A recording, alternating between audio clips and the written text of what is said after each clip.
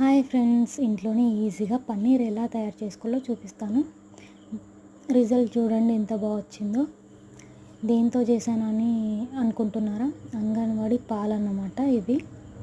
దాంతో అయితే పన్నీర్ చేశాను నేను. అందరికీ తెలిసి ఉంటుంది, చిన్న పిల్లలున్న ప్రతి ఒక్కళ్ళ ఇంట్లో ఉంటుంది ఈ పాల ప్యాకెట్ అనేది. తప్పకుండా ఒకసారి ట్రై చేసి చూడండి. అలాగే మన ఛానల్ని సబ్స్క్రైబ్ చేసుకోండి ఇలాంటి మంచి మంచి వీడియోస్ కోసం. ఫస్ట్ పాలు అనేది మరిగి ఒక పొంగు రానివ్వాలన్నమాట. మనకి ఇక్కడ పాలు విరగడానికి నిమ్మకాయలు అవసరం. సో నిమ్మకాయల్ని మంచిగా జ్యూస్ చేసుకొని ఒక పక్కకు తీసుకోండి. పాలు మంచిగా మరిగినప్పుడు కొద్దిగా వేసి కొద్దిగా ఉంచండి. ఒకటేసారి మొత్తం వేయద్దు, అప్పుడు సరిగ్గా విరగవు పాలు. చూడండి పాలు విరగడం స్టార్ట్ అయినాయి కదా.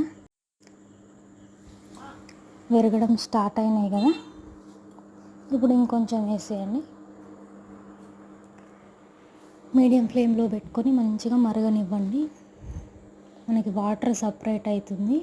చూడండి పాలు ఎంత బాగా విరిగిపోతున్నాయో. మనకి పాలు ఒక సైడ్కి వాటర్ ఒక సైడ్కి అవుతుందన్నమాట. కంప్లీట్ అయిపోయింది, మొత్తం విరిగిపోయినాయి పాలు అనేది. అంతే. ఇప్పుడు దీన్ని కొంచెం చల్లారనివ్వాలి. ఇప్పుడు ఒక బౌల్ తీసుకొని దాంట్లో ఇలా జాలి పెట్టుకొని ఒక కాటన్ క్లాత్ వేసుకోండి. దాంట్లోకి పన్నీర్ని యాడ్ చేసేసుకోండి. అదే విరిగిన పాలు.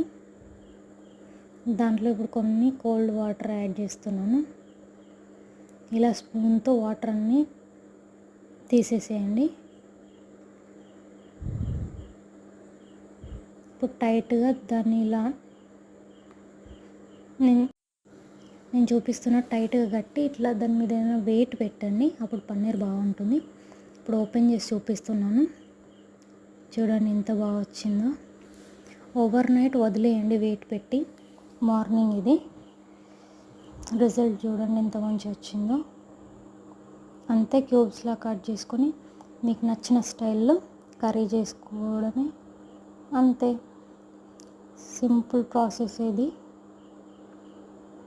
ఏ పాలతో అయినా చేసుకోవచ్చు, కాకపోతే అవైలబుల్లో ఉన్న వాళ్ళకైతే వేస్ట్ చేయకుండా దీంతో నేను పన్నీర్ అయితే చేసి చూపిస్తున్నాను అన్నమాట. అంతే ఈ వీడియో. Bye bye.